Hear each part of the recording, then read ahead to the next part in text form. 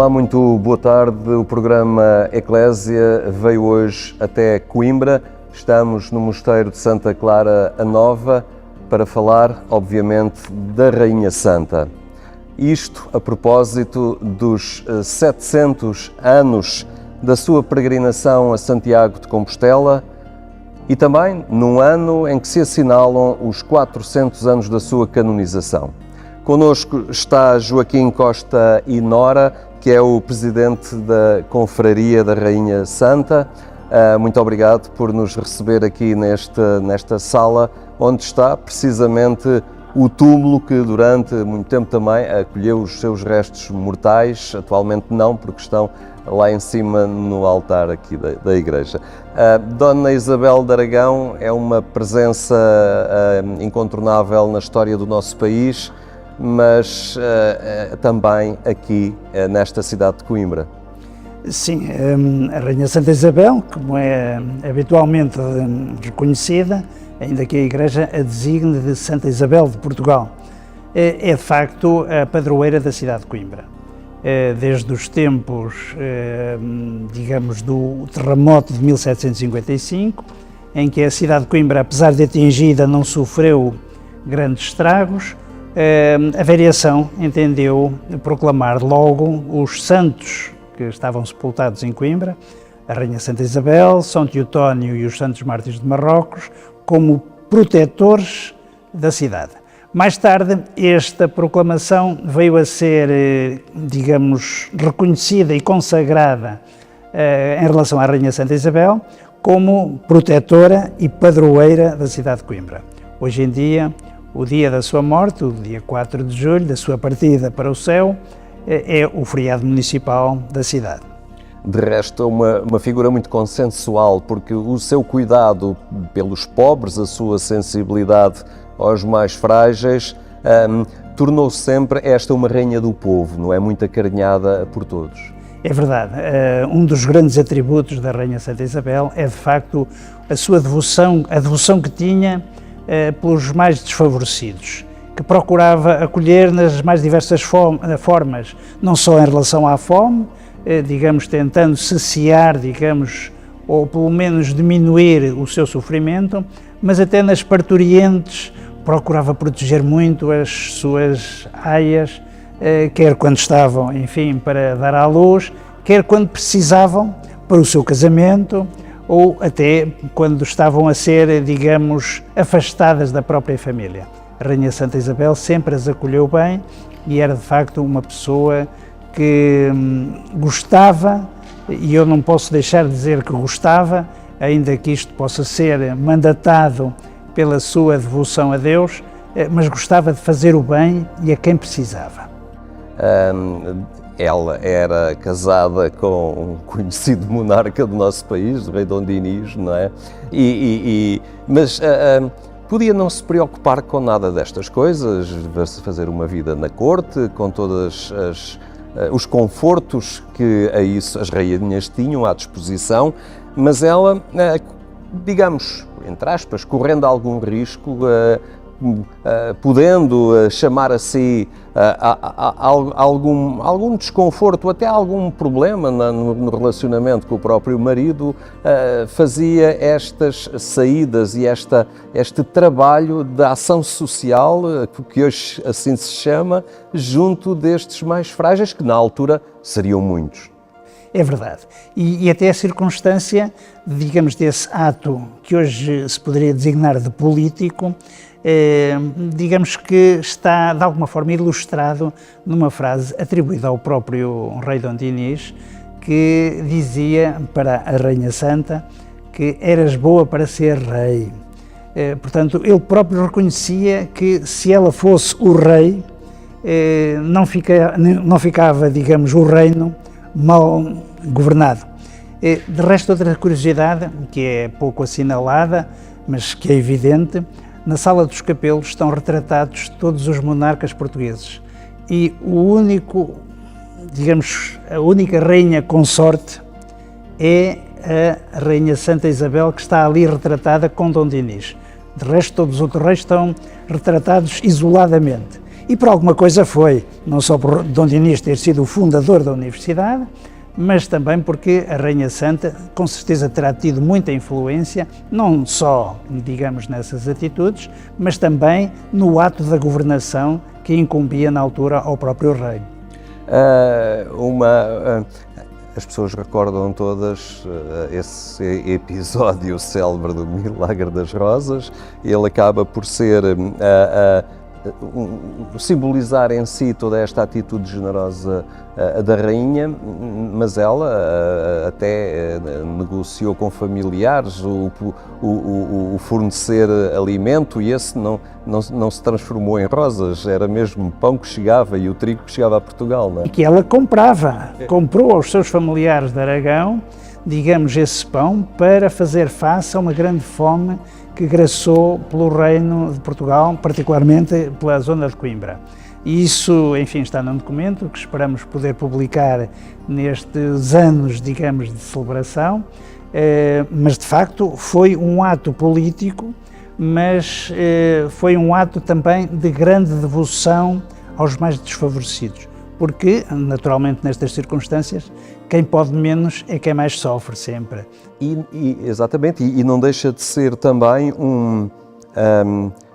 um indicador importante para os nossos políticos atualmente e quem desenvolve as ações governativas, no sentido de ter em conta sempre os que podem menos, aqueles a quem a voz não é tão escutada, não é?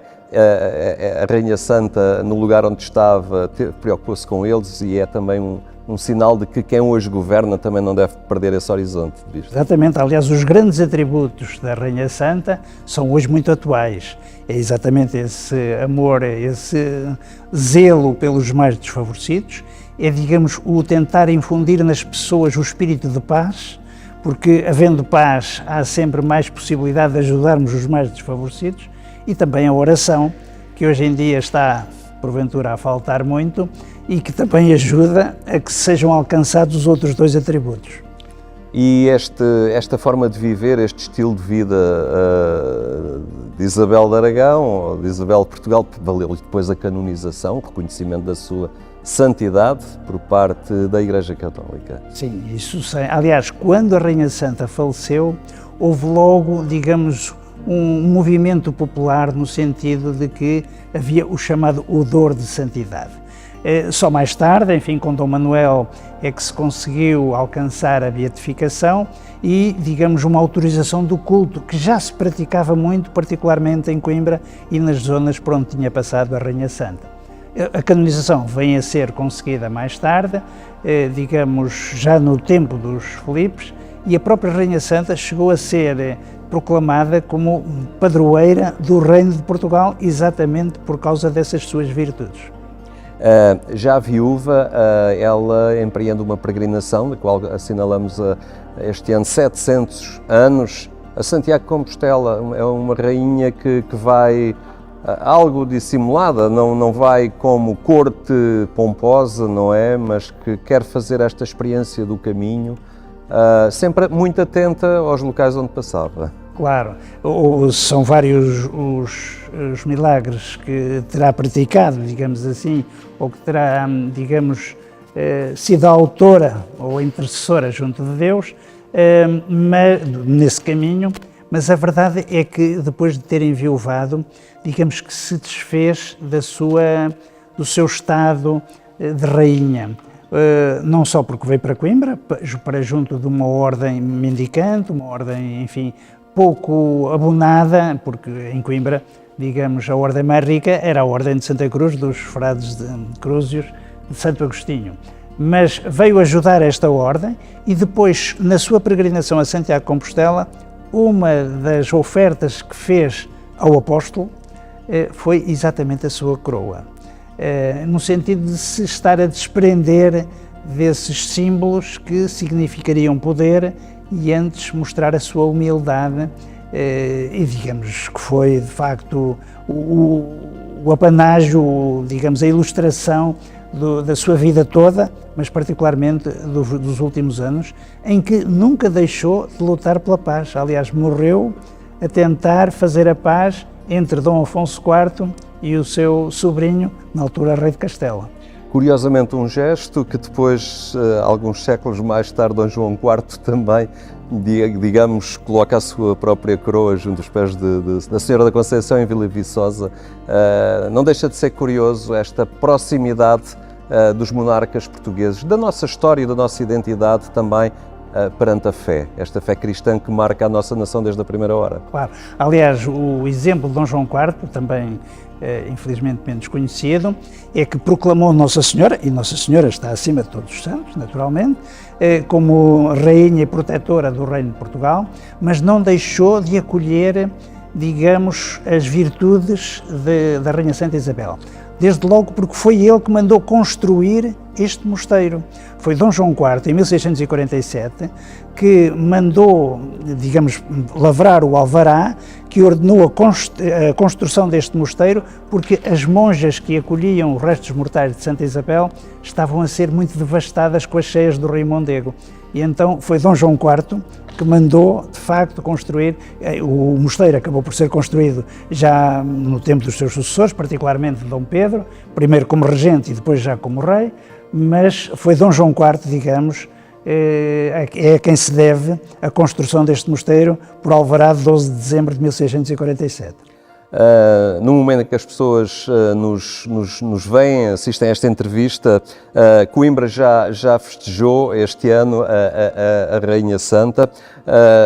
A Confraria da Rainha Santa também já apresentou 2 medalhas alusivas precisamente a estas datas jubilares.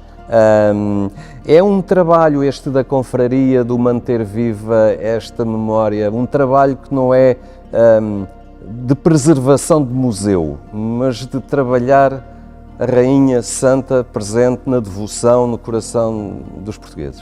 Naturalmente. Os principais objetivos da Confraria, sendo uma Irmandade Católica, é o culto divino e manter a devoção à Rainha Santa Isabel.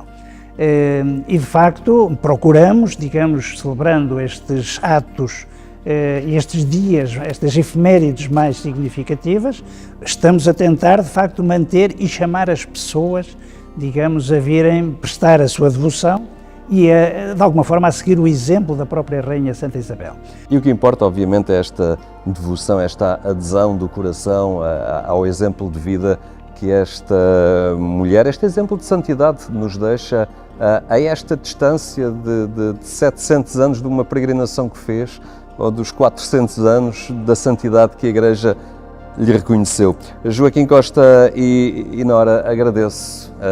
O tempo não nos permite ir mais além, muito mais certamente haveria a dizer em torno da Rainha Santa, mas ficam aqui elementos já importantes, essenciais, para que a partir deles as pessoas que nos veem e escutam possam também fazer o seu peregrinar, não é? Ao lado desta figura tão importante da nossa história. Muito obrigado. Eu é que agradeço a visita e voltem sempre.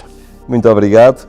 Foi este, então, o programa Eclésia que hoje viemos, que nos trouxe até aqui a Coimbra, ao Mosteiro de Santa Clara a Nova. Obrigado por ter estado connosco. Tenham uma ótima tarde. Até amanhã, se Deus quiser.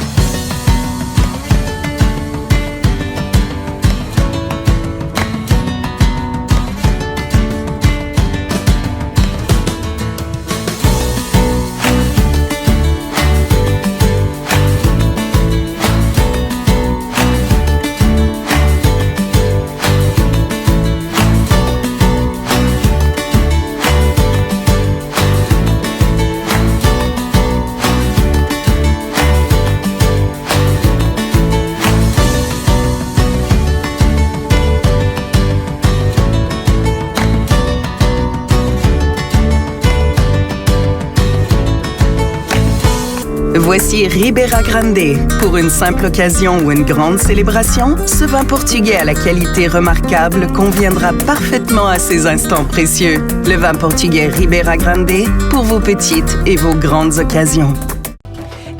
Intermarché Universal, há 50 anos no centro da comunidade.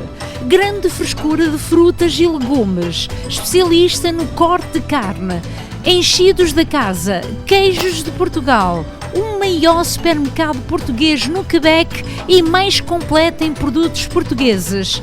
Intermarché Universal, ao serviço dos portugueses desde 1968, situado na Montreal e canto com o Colonial. Padaria Nossa Senhora do Rosário, especializada em pão artesanal. Há 35 anos servimos pão fresco todos os dias. Aos sábados fazemos pizzas e bifanas. Temos grande variedade de pastelaria. Venha experimentar.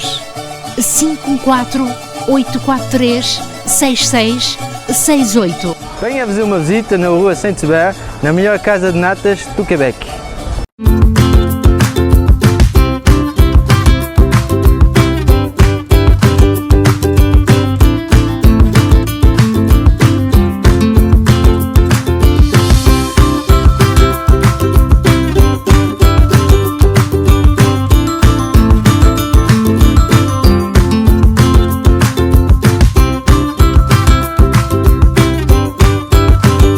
Imagina o lugar mais belo do mundo.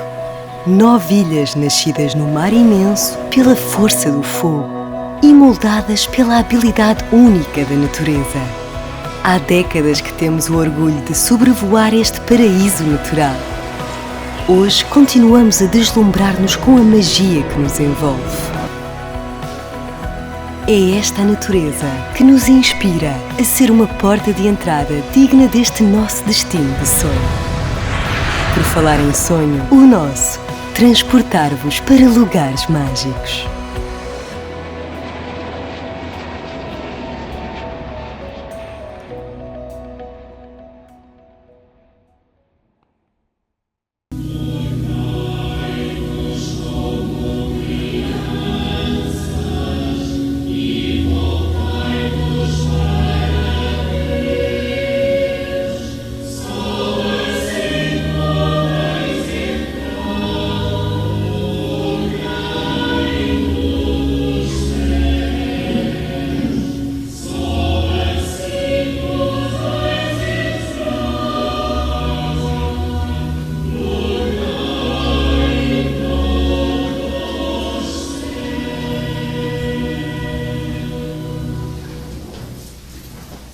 Em nome do Pai, do Filho e do Espírito Santo. A graça de nosso Senhor Jesus Cristo, o amor do Pai e a comunhão do Espírito Santo estejam sempre convosco.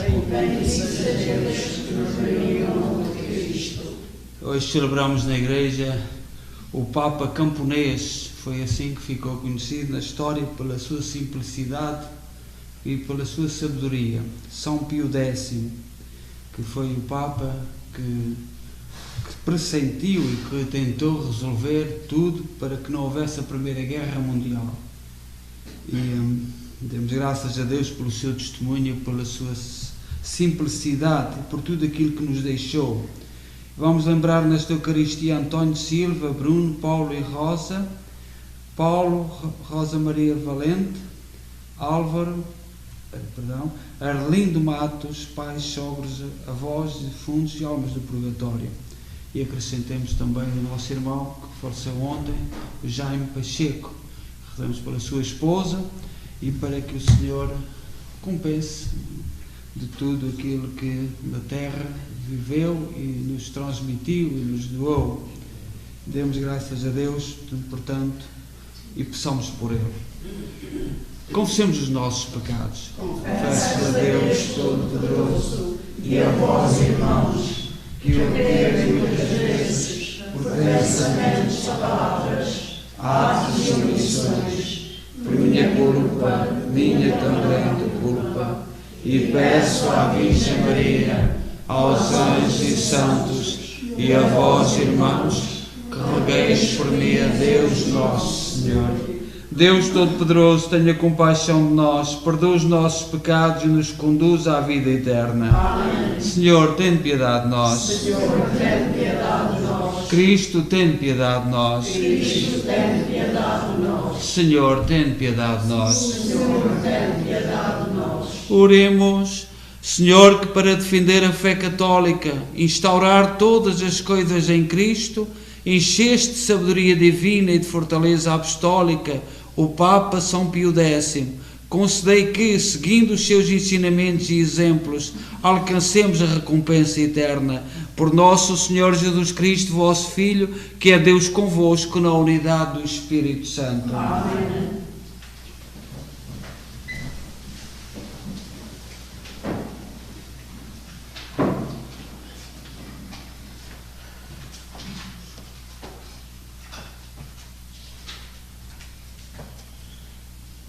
Leitura do livro dos Juízes.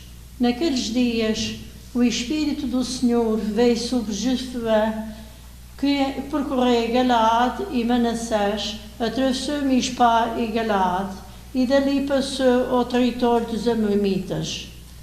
Jefté fez este voto ao Senhor: se me entregares os Amonitas nas minhas mãos e a voltar em paz da campanha contra eles, a primeira pessoa que sair da porta da minha casa para vir ao meu encontro pertencerá ao Senhor, e eu a forçarei em holocausto.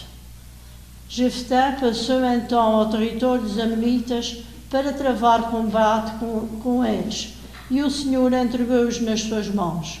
Desbaratou-os desde Aroer até ao perto de Minite, tomando 20 cidades, e chegou até a Bel-Caramim. Com esta enorme derrota, os Amonitas ficaram humilhados perante os filhos de Israel. Quando Jefté voltava para casa, a Mispá, sua filha saía ao seu encontro, dançando ao som de tamborins. Era filha única, além dela não tinha outros filhos ou filhas. Logo que a vi, Jefté rasgou as vestes e disse: ai, minha filha, que me trazes tanta angústia. És a causa da minha desgraça. Eu tomei um compromisso diante do Senhor e não posso voltar atrás. Ela respondeu: meu pai, se te comprometeste com o Senhor, trata-me segundo o compromisso que tomaste, uma vez que o Senhor te concedeu a desforra contra os filhos de Amon, teus inimigos.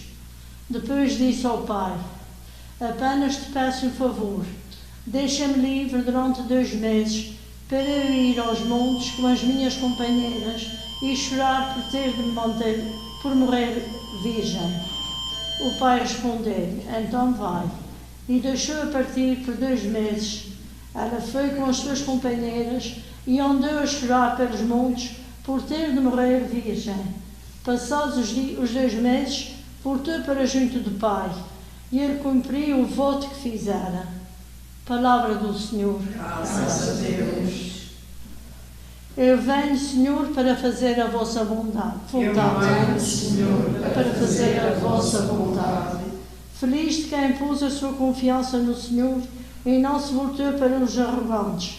Feliz de quem pôs a sua confiança no Senhor e não se voltou para os que seguem a mentira. Eu venho, Senhor, para fazer a vossa vontade. Não vos agradaram sacrifícios nem oblações, mas abristes os ouvidos. Não pedistes holocaustos nem expiações. Então clamei: aqui estou. Eu venho, Senhor, para fazer a vossa vontade. De mim está escrito no livro da lei, que faça a vossa vontade. Assim o quero, ó meu Deus. A vossa lei está no meu coração. Eu venho, Senhor, para fazer a vossa vontade. Proclamei a justiça na grande assembleia. Não fechei os meus lábios. Senhor, bem o sabeis. Não escondi a vossa justiça no fundo do meu coração. Proclamei a vossa fidelidade e salvação. Eu venho, Senhor, para fazer a vossa vontade.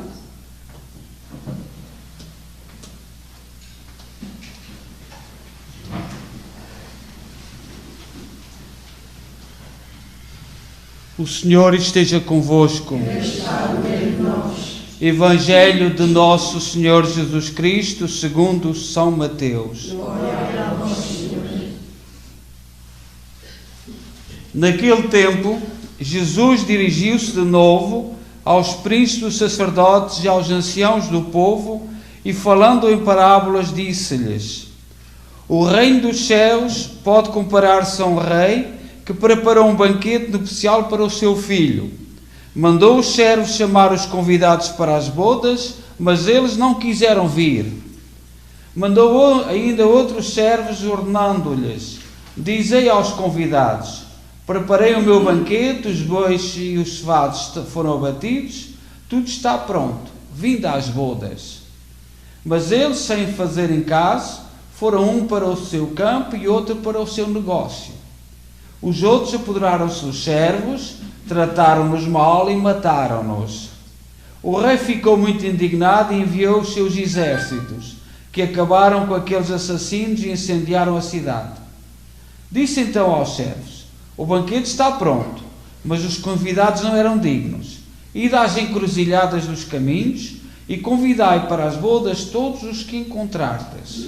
Então os servos, saindo pelos caminhos, reuniram todos os que encontraram, maus e bons, e a sala do banquete encheu-se de convidados.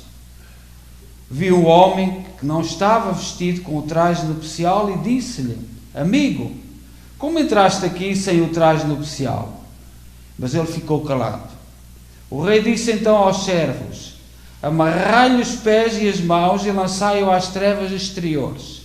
Aí haverá choro e ranger de dentes. Na verdade, muitos são os chamados, mas poucos os escolhidos. Palavra da salvação. Glória ao Senhor.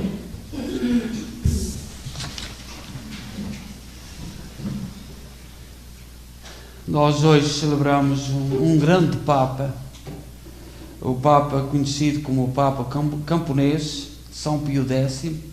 Nasceu numa aldeia na região de Veneza, depois ordenado sacerdote, foi pároco, exerceu vários serviços dentro da igreja, foi nomeado de uma diocese com um bispo muito pequenina, Mantua, e depois patriarca de Veneza, e em 1903, já no século XX, foi eleito Papa. Adotou o lema do seu pontificado como instaurar todas as coisas em Cristo,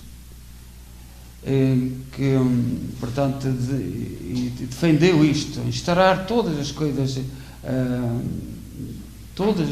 em Cristo. Cristo é o Rei, o Senhor. Incentivou os fiéis a intensificar a vida com a participação da Eucaristia. Foi um Papa muito eucarístico. Foi ele que concedeu a liberdade, portanto, já não foi na nossa vida, foi os nossos bisavós, deu a liberdade às crianças de comungar com 7 anos. E hoje estamos na situação que nos encontramos, mas foi o Papa Pio X que concedeu essa liberdade de comungar aos 7 anos, porque já se tem raciocínio, já se sabe o que está-se a fazer, portanto, já se tem consciência. E depois a confirmação já deve ser na adolescência, apesar de nós vermos por aí muitos erros, muitas confirmações, muito crisma mal feito, mas isso não é conosco, é muito jovens, tem que saber o que está a fazer, tem que ter consciência, e mesmo tendo consciência, às vezes, no dia do crisma, fecham a porta da igreja e nunca mais regressam. E o Papa Pio X foi um grande Papa, enfrentou os grandes problemas da França, que estão atuais. Nós, os católicos, às vezes esquecemos da história, não queremos saber da história, e ultimamente as nossas escolas, as escolas estatais, como eles dizem, as escolas do Estado, porque essas escolas são para impor ideias, ideologia, e não para ensinar. O Estado não tem nada que educar, quem educa são os pais, quem ensina, o Estado pode ensinar, pode pôr professores, mas quem educa são as famílias. E hoje nós temos vivido décadas e décadas em que é o contrário. O Estado, com estes professores que a gente não sabe bem de onde é que vêm, nem eles sabem quem são, a grande maioria dos professores não sabem quem são, E, portanto, o que é que podem ensinar? O que é que podem educar quando não são educadores? E nós, portanto, enfrentou as perseguições que a Revolução Francesa fez à Igreja e que estão até aos nossos dias. E que nós devemos ter consciência disso. Temos que rezar. A França tem que se voltar a reconverter, porque o problema começou todo na França. Nós às vezes viemos aqui, não temos nada a ver com isso. E às vezes ouço muitos portugueses a dizer, não temos isso lá longe, não temos nada. Hoje o mundo é pequeno e temos aí muita coisa que foi imposta no mundo pela revolução terrorista que foi imposta na França. São Pio X fez portanto, deixou-nos muitas coisas, mas refletiu sobre os Salmos. E diz assim: é sabido que os Salmos foram compostos por inspiração divina e formam parte da Sagrada Escritura. Os Salmos, apesar de ser poesia, são inspirados por Deus. E quando nós ouvimos o Salmo na Eucaristia, devemos-nos, porque Deus serve-se da beleza a todos os níveis. Nós ainda crescemos numa época em que os rapazes e as raparigas gostavam de se apresentar bem. O que é que a sociedade fez?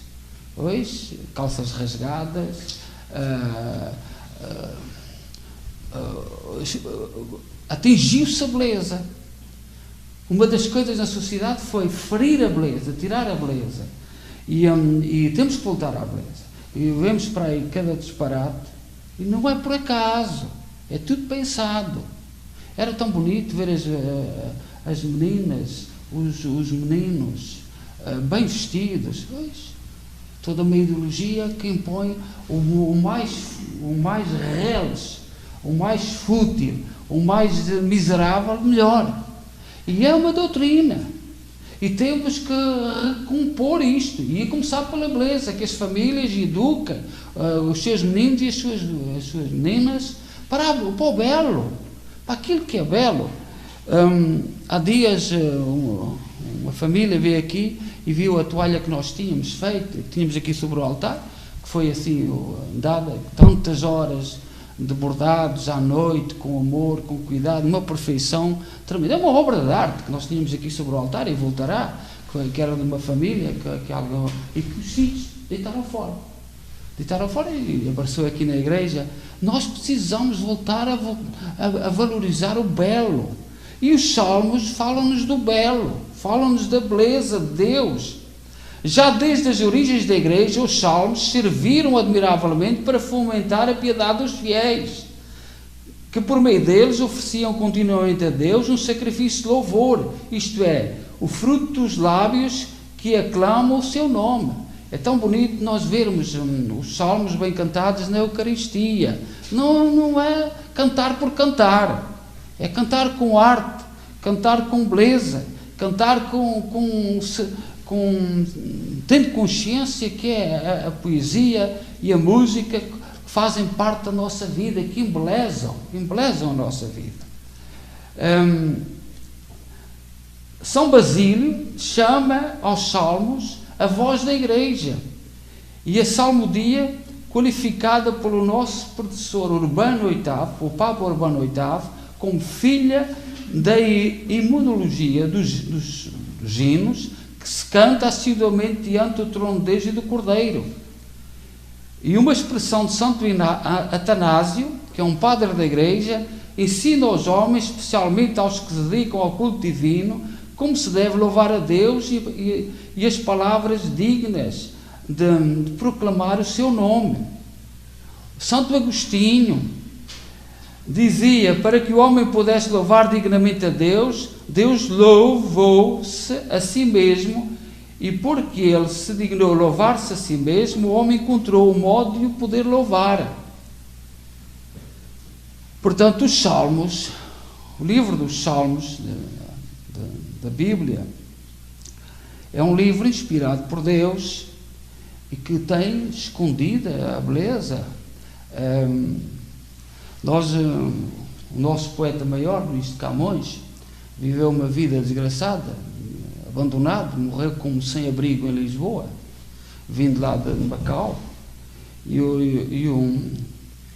parece, nunca mais sabemos, eu não sei quantas vezes é que já houve estudos em Portugal sobre o novo aeroporto em Lisboa, mas agora vieram anunciar que havia um novo aeroporto com o nome de Luís de Camões. E é bom que haja o aeroporto com Luís de Camões, mas sobretudo o que significa a poesia, a beleza, os salmos que fazem parte da história da própria Igreja. Dizia Santo Atanásio, para mim os salmos são como um espelho para quem os canta. Neles contempla cada um em si mesmo, vê os próprios sentimentos e assim lhes dá o sentido quando os recita. Eu às vezes, quando ouço muita gente dizer, eu não preciso ler o livro antes de vir aqui ler. Se repararmos as leituras deste livro é feito as frases não são iguais. Tem umas mais longas aqui, não tem cá vírgulas nem pontos finais, mas tem intuações para ajudar-nos a ler, para transmitir, porque quem lê não está a ler, está a proclamar a palavra de Deus, e tem que saber, quando ninguém põe em causa a sabedoria de uma pessoa saber ler ou não, tens é que saber, tu não tens nada que saber ler, tu tens é que saber transmitir, tu és um mensageiro de Deus para transmitir a palavra de Deus, e tens que o fazer o melhor que puder, não é saber ler ou não. Eu fico assim muito, não digo, às vezes até digo, mas porque ler na missa ou cantar o salmo é um serviço, é proclamar a palavra de Deus, é anunciar o que está anunciado. E se nós gaguejarmos, se nós dissermos palavras erradas, se não usarmos os verbos no sentido normal, tu não estás a ler, não és tu, tens que ler a palavra de Deus e fazê-lo com sabedoria. E é isto que o Papa Pio X foi um Papa muito importante da liturgia, que nos ensinou um grande amor à Eucaristia e sobretudo às coisas que são belas. Peçamos ao Senhor que nos dê força para entendermos o Papa Leão XIV, o tempo de Pio X também não foi um tempo fácil, o do Papa Leão XIV também precisamos rezar muito por ele. Por exemplo, no mundo de hoje estamos em guerra, mas a guerra não é como era. A guerra hoje é de outra maneira, é diplomática,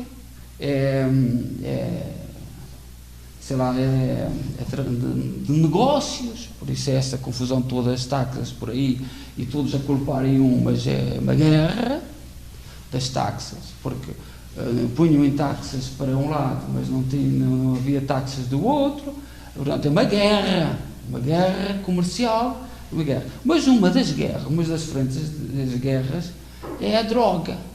Há países no mundo que se tornaram narcotráficos, não são países, são governados por gente que tomou o poder, mas são terrivelmente ligados ao narcotráfico. E graças a Deus, nós viemos a rezar pelas pessoas, mesmo que não gostemos dessas pessoas, por quem está a combater esta guerra. E há países que estão a viver isto, vamos ter muitas notícias, porque há muitos países que já não são governados por pessoas normais, são por narcotraficantes. Muitos presidentes não são presidentes daquele país, nem sequer gostam dos seus países, são narcotraficantes. E a guerra hoje, aquilo que estamos a ver, essas coisas, táxi para a direita e para a esquerda, nós devíamos rezar para que as pessoas do bem, as pessoas de verdade, vençam. Por exemplo, em Espanha, que está a ser considerado um país narcotráfico da Europa, não sei se corretamente, se incorretamente, os bispos vieram tomar uma posição muito complicada, e os católicos de Espanha estão muito revoltados. E é um problema para o Papa Leão XIV, e temos que rezar, porque não sabemos as ideias daqueles senhores bispos. Não sabemos. Eu penso que aquilo que eles disseram é por medo. Por medo. Nós vivemos um tempo de medo. Mas eu não dou outros exemplos, eu só este de Espanha, porque tenho ouvido, não é as notícias oficiais, mas muitos cristãos contra alguns bispos, contra os bispos de Espanha. E se eles concordam com aquilo é muito grave para a Igreja. E o Papa Leão XIV terá que bater com o báculo. O Papa Leão XIV terá que bater com o báculo que é aquele cajado do Papa e dos bispos. E nós temos que rezar pelo Papa, pela Igreja. Nós hoje estamos em guerra, mas uma guerra que parece democracia, parece liberdade, usam a palavra, mas querem o contrário. E temos muitos países no mundo, e alguns muito próximos de Portugal. Parece que Portugal tem escapado não diretamente, mas há muita gente da esquerda que não vai mais avante, mas que há países que já não são países, são narcotráfico, destruir a juventude, destruir as pessoas, e o drama do mundo, e que os papas tanto anunciaram. Tudo isto é fruto daquilo que o Papa Pio X tanto nos avisou. Eu só disse duas outras coisas da vida dele, do Papa Pio X, mas ele no início do século avisou-nos disto tudo, do que estava a acontecer, e foi progredindo, até que chegámos a este ponto, e Deus queira que já não tenha chegado ao coração da própria Igreja. E rezemos ao Senhor para que Deus queira que não tenha já chegado ao coração da Igreja, e por tudo aquilo que nós estamos a ver. Mas graças a Deus vemos cristãos, por exemplo, os cristãos espanhóis, que estão-se a levantar e estão a dizer aquilo que pensam e aquilo em que acreditam. Mas quem não vai numa determinada linha é excluído, é completamente excluído. E, portanto, as palavras de Pio X, que ele tão bem, no início do século XX, profetizou, o Papa Pio X é considerado um profeta do nosso tempo, assim como Leão XIII. Mas Leão XIII pertence ao século anterior, ao século XIX. E demos graças a Deus por tudo aquilo que nos deixaram, e não nos deixemos arrastar através daquilo que vai pelo mundo e aquilo que nos querem fazer crer. Hoje, a guerra principal, a guerra em que estamos metidos, é uma guerra contra grupos, contra pessoas que tomaram o poder, tomaram os juízes, tomaram todos os organismos do Estado, e, portanto, estamos em guerra.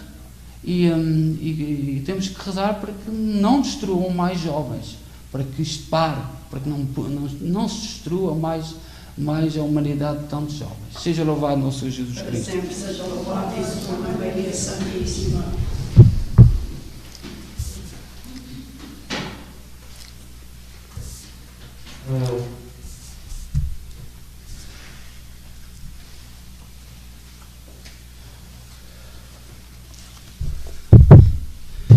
Irmãos, oremos ao bom pastor para que dê pastores santos à Igreja e nos guie nos caminhos da verdade, dizendo: guiai-nos, Senhor, no caminho da vida. Guiai-nos, Senhor, no caminho da vida. pela Igreja Una, Santa e Apostólica, para que Deus a proteja com o auxílio do São Pio X e ela possa anunciar a verdade que recebeu Jesus. Oremos. Guiai-nos, Senhor, no caminho da vida. Pelo Papa, pelos bispos e presbitérios, para que ajudem o povo a celebrar a liturgia, fonte indispensável do verdadeiro espírito cristão. Oremos. Guiai-nos, Senhor, pelo caminho da vida. Pelas crianças da catequese e pelos jovens, para que a comunhão frequente do corpo de Cristo os faça crescer saudáveis de corpo e alma. Oremos. Guiai-nos, Senhor, pelos caminhos da vida. Pelos missionários religiosos e irmãos leigos, para que o amor de São Pio X, pelos mais simples, nos mostre o caminho da nova evangelização. Oremos. Guiai-nos, Senhor, pelos caminhos da vida. Pelos membros desta Assembleia celebrante, para que na Igreja cantem os louvores de Deus e na vida cotidiana abraçam a cruz do Senhor. Oremos. Guiai-nos, Senhor, pelos caminhos da vida. Ó Deus, bom, santo e justo, ouvi com misericórdia aquilo que nós com fé vos pedimos. Por nosso Senhor Jesus Cristo, vosso Filho, que é Deus convosco na unidade do Espírito Santo. Amém.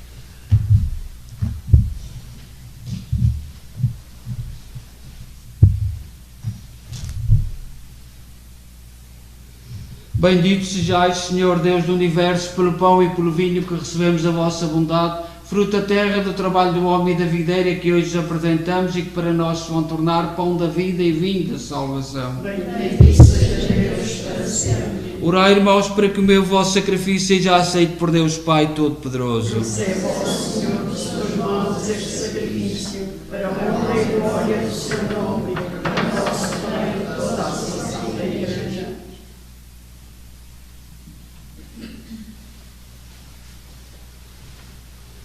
Oremos, recebeis benignamente, Senhor, as nossas ofertas e fazei que, seguindo os ensinamentos do Papa São Pio X, o Papa que ficou na história como o Papa camponês, celebremos com devoção sincera estes divinos mistérios e os recebamos com verdadeira fé. Por nosso Senhor Jesus Cristo, vosso Filho, que é Deus convosco na unidade do Espírito Santo. Amém.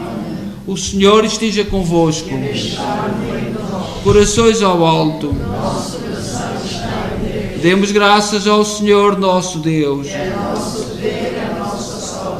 Senhor Pai Santo, Deus eterno e omnipotente, é verdadeiramente nosso dever, a nossa salvação, dar-vos graças sempre em toda a parte por Cristo nosso Senhor.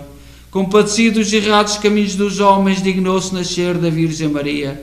Com a sua morte na cruz, livrou-nos da morte eterna. Com a sua ressurreição, deu-nos a vida imortal. Por isso, com os anjos e arcanjos e todos os corpos celestes, proclamamos a vossa glória, dizendo numa só voz: Santo, Santo, Santo, Santo, é o Senhor Deus do universo. O céu e a terra proclamam a vossa glória. Hosana nas alturas. Bendito venha o nosso Senhor. Hosana nas alturas. Vós, Senhor, sois verdadeiramente santo, seja a fonte de toda a santidade. Santificai estes dons, derramando sobre eles o vosso Espírito, de modo que se convertam para nós no corpo e sangue de nosso Senhor Jesus Cristo. Na hora em que ele se entregava para voluntariamente sofrer a morte, tomou o pão e, dando graças, partiu e deu aos seus discípulos, dizendo: Tomai todos e comei, isto é o meu corpo que será entregue por vós.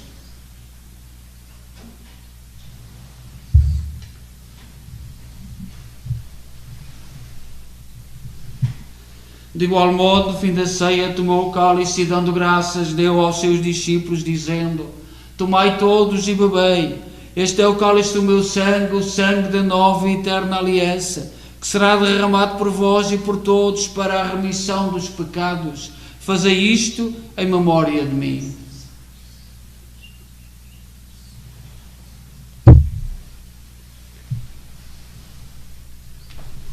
Mistério da fé. Anunciamos, Senhor, a vossa morte, proclamamos a vossa ressurreição.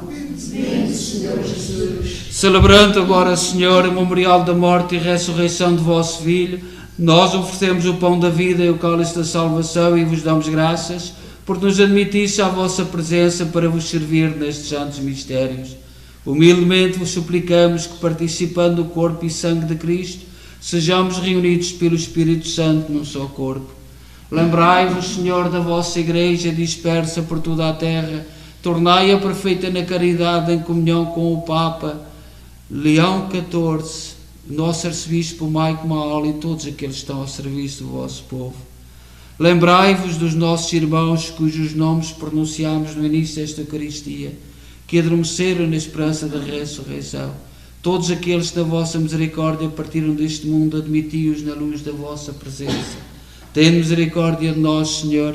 Dai-nos a graça de participar na vida eterna com a Virgem Maria, Mãe de Deus, os bem-aventurados apóstolos e todos os santos que desde o princípio do mundo viveram na vossa amizade, para cantarmos os vossos louvores por Jesus Cristo, vosso Filho. Por Cristo, com Cristo, em Cristo, a vós, Deus Pai Todo-Poderoso, na unidade do Espírito Santo, toda a honra e toda a glória, agora e para sempre. Amém. Confiantes, ousamos dizer a oração que o Senhor nos ensinou. Pai nosso que estais nos céus, santificado seja o vosso nome. Venha a nós o vosso reino. Seja feita a vossa vontade, assim na terra como no céu.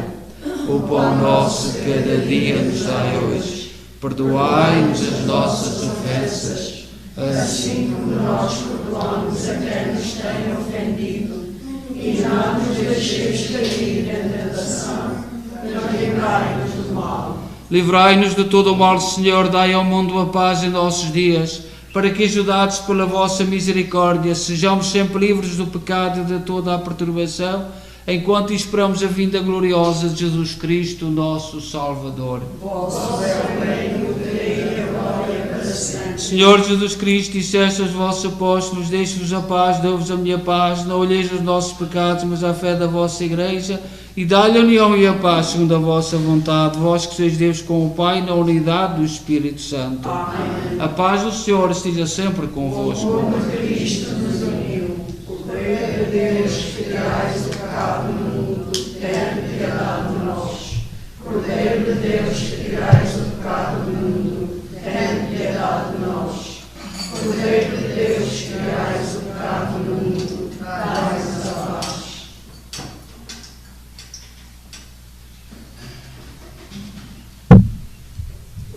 Felizes nós, os convidados para a ceia do Senhor. Eis o Cordeiro de Deus que tira o pecado do mundo. Senhor, não sou digna que entreis em minha morada, mas dizei uma palavra e serei salva.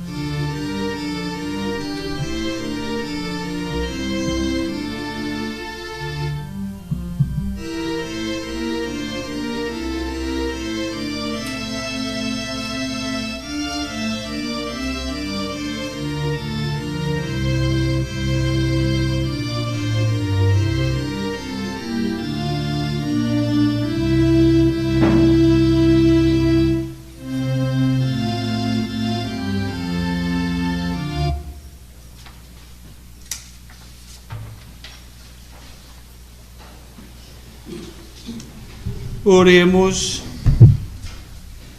Ao celebrarmos a memória do Papa São Pio X, nós vos pedimos, Senhor, nosso Deus, que a participação na mesa celeste nos torne fortes na fé e unidos na caridade. Por nosso Senhor Jesus Cristo, vosso Filho, que é Deus convosco na unidade do Espírito Santo. Amém. O Senhor esteja convosco. Abençoe-nos Deus Todo-Poderoso, Pai, Filho e Espírito Santo. Amém. Para nós que estamos aqui, para nós e quem se encontra em casa, os nossos doentes, vamos fazer a nossa adoração do Santíssimo Sacramento, rezar o nosso terço, neste dia de São Pio X, um Papa que tanto amou a Eucaristia, que tanto nos ensinou a amar o dom da Eucaristia.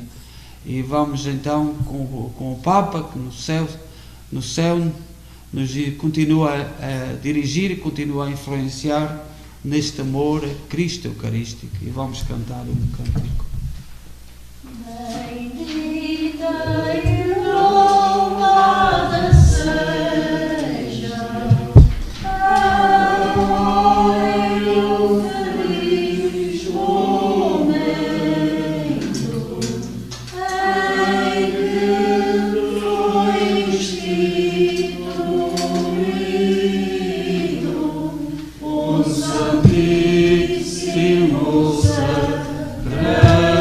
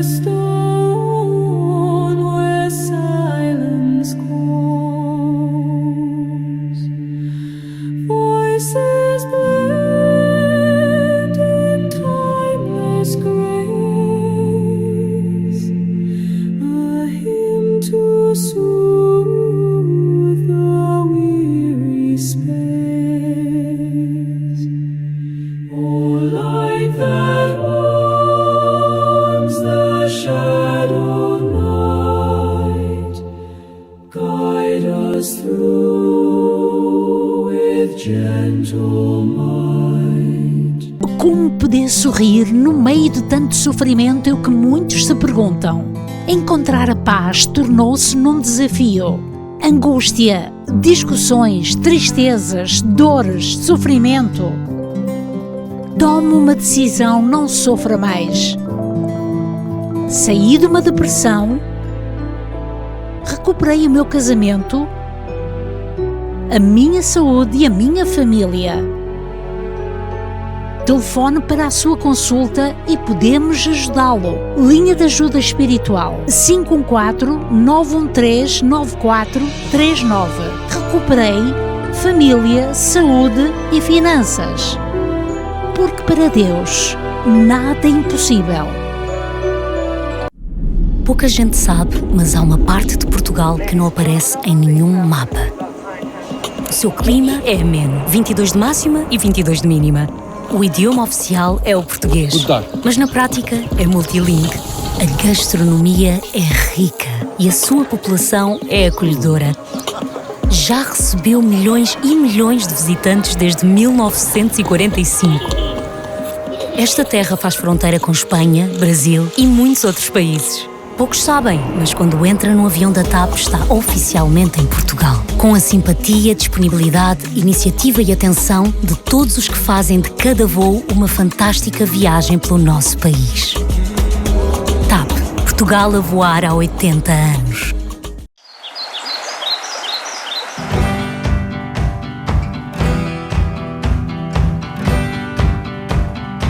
Chegou a hora de agarrares o momento. Dá aquele salto, brinda com amigos e desconhecidos. Segue o teu instinto.